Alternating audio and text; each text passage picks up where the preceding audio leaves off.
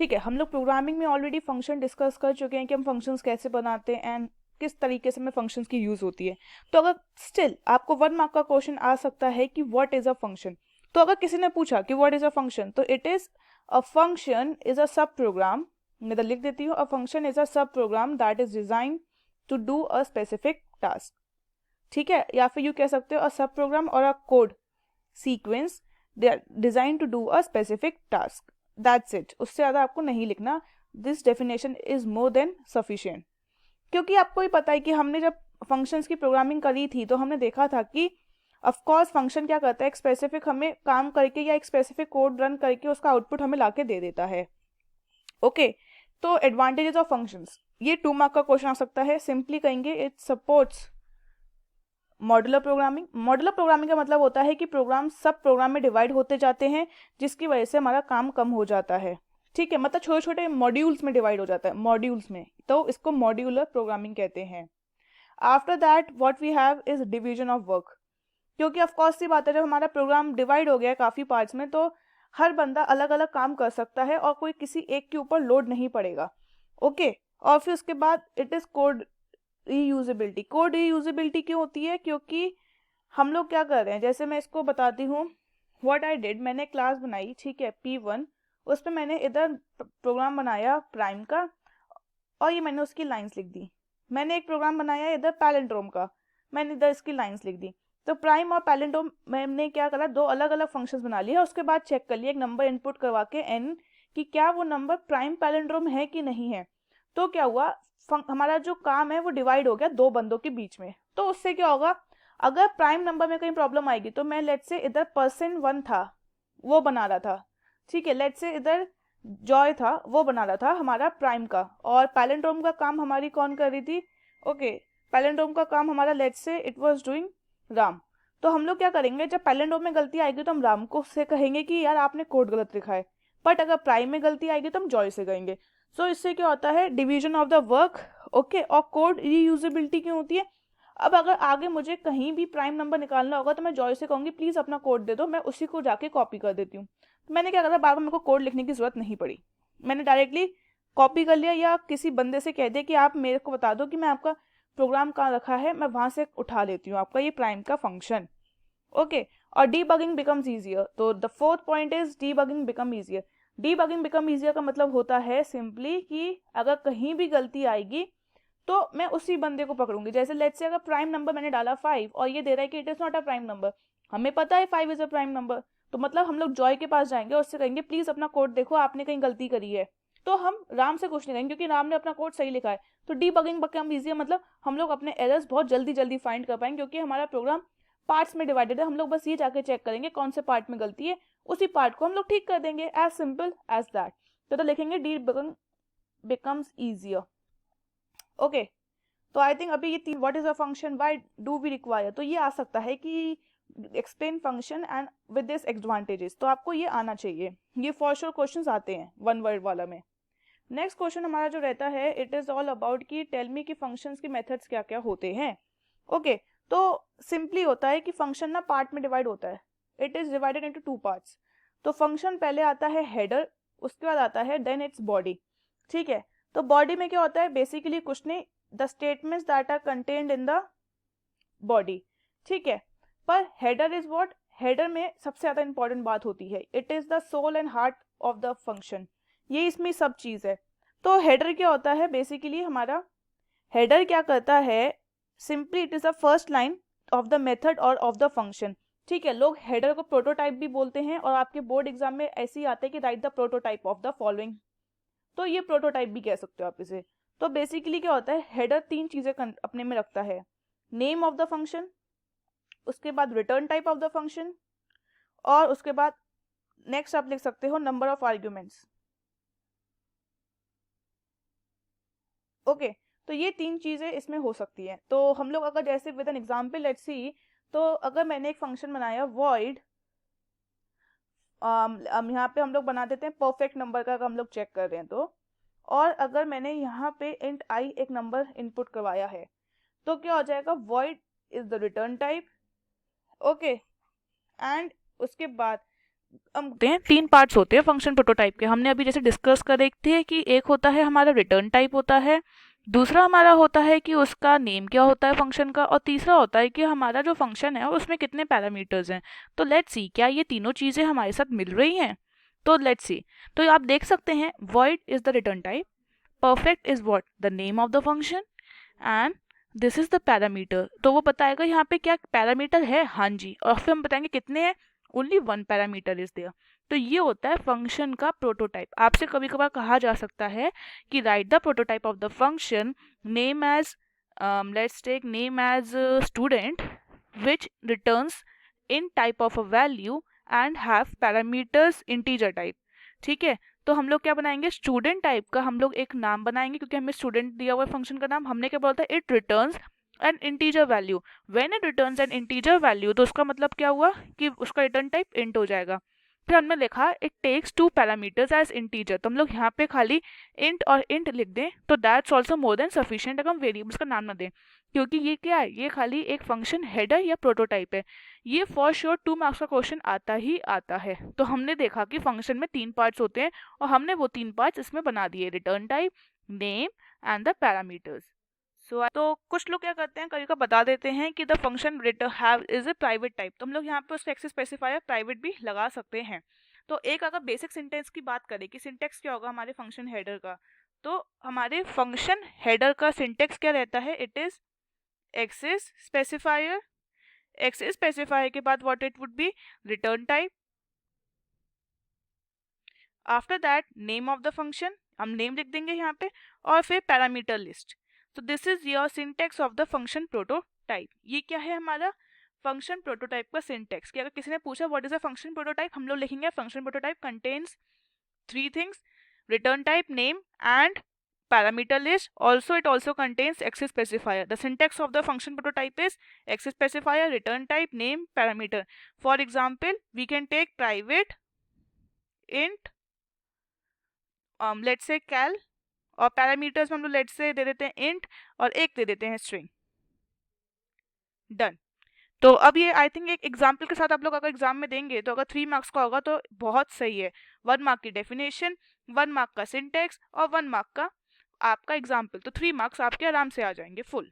तो फंक्शंस पे हम लोग लिख सकते हैं कि function header is the first line of the function which consist of all these 3 things, and the 3 things are what, name, return type, parameter list, and the 4th thing you can add access specifiers. And the syntax of the function header goes like, हम syntax लिखेंगे और उसके बाद example दे देंगे, that's it।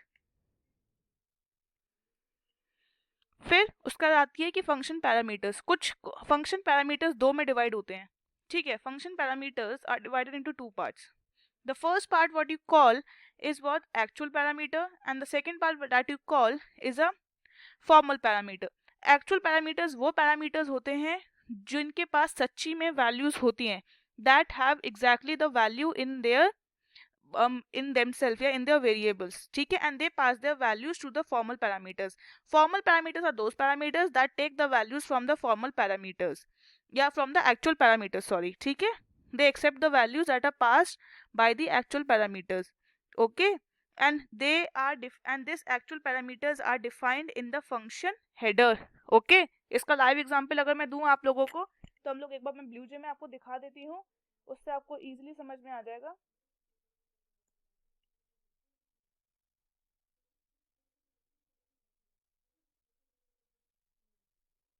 ये हमने blue जे open करा, okay. तो अगर मैं जैसे लेट से हम लोग कोई भी ले रहे हैं, ओके, मैंने फंक्शन का ऑलरेडी एक बनाया हुआ है प्रोग्राम, जस्ट अ सेकेंड, ये रहा फंक्शन का FUN, तो मैंने ये ऑलरेडी बनाया हुआ है। तो इसमें हम लोग क्या कर रहे हैं, आप देख सकते हैं मैंने क्या करा, void prime नाम का एक फंक्शन बनाया और उसमें वैल्यू पास कराई। इसने कहाँ से वैल्यू ली, ob.prime से।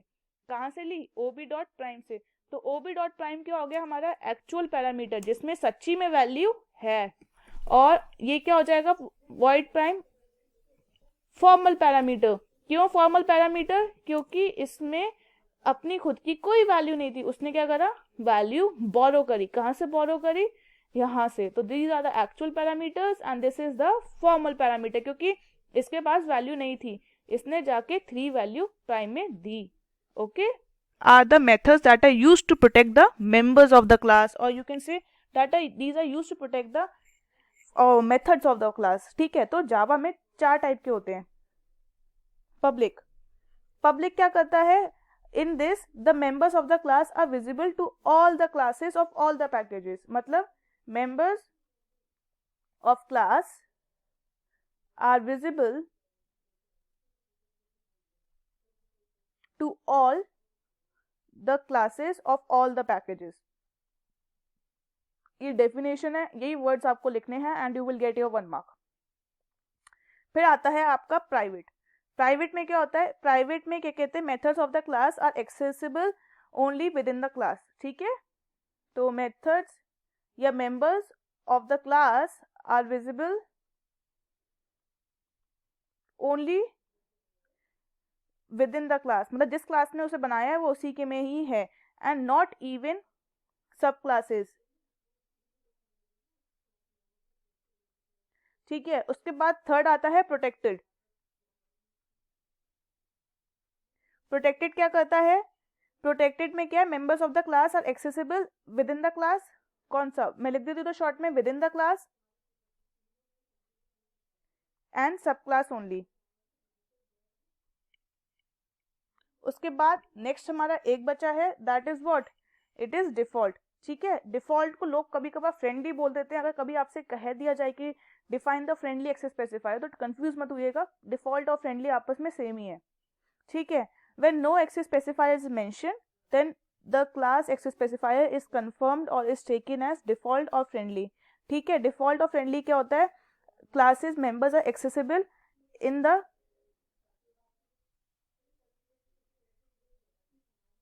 same package but not by classes in the other package। ठीक है, ये डेफिनेशंस हैं, आप इनका स्क्रीनशॉट ले लीजिए, that would be more easy. तो बस आपको यही लिखना है, उससे ज़्यादा नहीं, बस यहाँ पे आगे सब में ये लगा देगा, मेंबर्स ऑफ द क्लास, इधर भी the members of the class in the same package are visible but not in the classes of the other packages, या फिर in the other packages. That's more than for the sufficient for the definition. रहते हैं जो type of functions, that is first is impure function,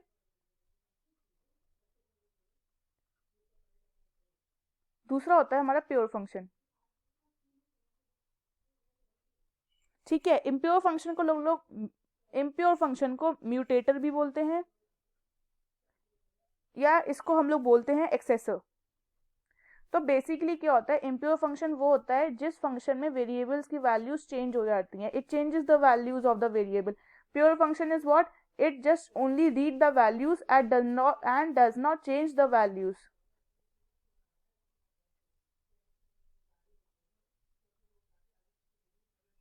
ठीक है, तो इसका example अगर हम लोग ले लें, जैसे लेट से मैंने क्लास बनाई एक और मैंने नंबर नाम की बनाई। ठीक है, उसके बाद मैंने क्या करा, नंबर में मैंने खाली एनओ लिखा है, ओके, और मैंने बनाया वॉइड, ठीक है, रीड।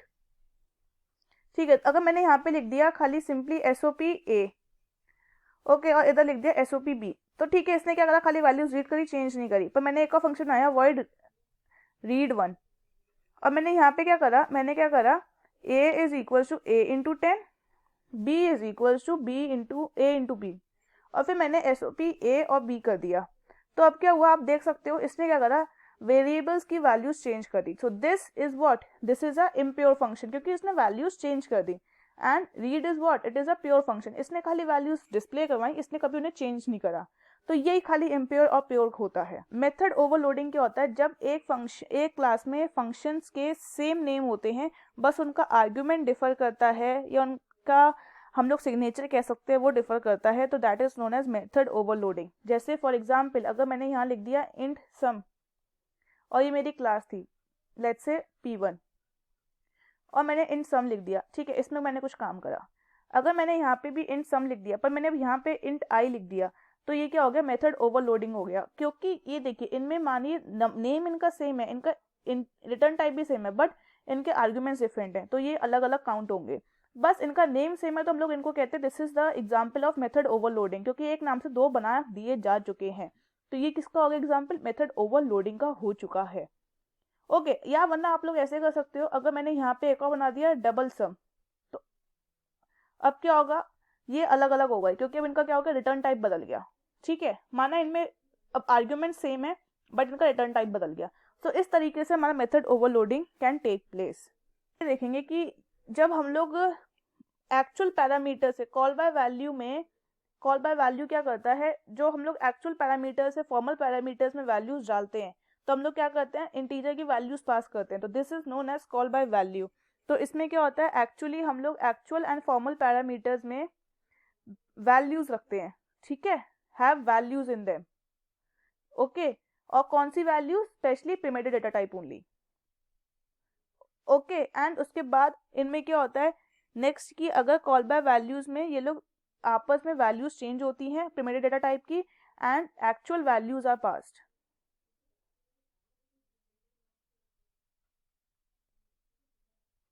ठीक है। उसके बाद थर्ड हम लोग कह सकते हैं कि इनकी मेमोरी लोकेशन, द हम है कह सकते हैं in call by value actual and formal parameters, जो पैरामीटर्स होते हैं दे हैव डिफरेंट एड्रेस, ठीक है, डिफरेंट एड्रेस बट, और इसमें हम लोग को अगर एड्रेस डिफरेंस है तो मतलब उसका क्या होगा कि if any changes are done in the formal parameters, ठीक है, अगर फॉर्मल पैरामीटर्स में हम लोग कोई चेंजेस करेंगे तो ये एक्चुअल पैरामीटर्स में रिफ्लेक्ट बैक नहीं होंगे। क्यों नहीं होंगे, क्योंकि they have different addresses. But call by reference क्या होता है, वो इसका पूरा उल्टा होता है, ठीक है। Call by reference as the name suggest, reference आ रहा है तो मतलब रेफरेंस डेटा टाइप यूज होंगे। तो पहली बात यही है कि actual and formal parameters are what, actual and formal parameters have, यूं कह सकते हो कि reference data type in them, reference data type मतलब उनके अंदर एड्रेस स्टोर होता है। उसके बाद ये they share addresses of the variable, addresses. और सेकेंडली अब जब ये एड्रेस शेयर करे तो ऑफकोर्स सी बात है कि actual parameter and formal parameter में सेम एड्रेस शेयर होगा, या they have same address show, same address in the memory, मतलब जब ये एड्रेस शेयर करते तो वही सेम एड्रेस मेमोरी में जाकर स्टोर हो जाएगा, वहीं से ये दोनों उठा रहे हैं। तो क्या होगा कि अगर एक्चुअल या फिर फॉर्मल में, या फॉर्मल में अगर कोई भी चेंजेस हुए, एक्चुअल या फॉर्मल पैरामीटर्स में अगर चेंजेस हुए, या लेट्स से यूं कह लो कि if any changes are done in the formal parameter then they will reflect back to the actual parameters because they have the same memory location. तो ये आपका कॉल बाय रेफरेंस रहता है and this is your call by value.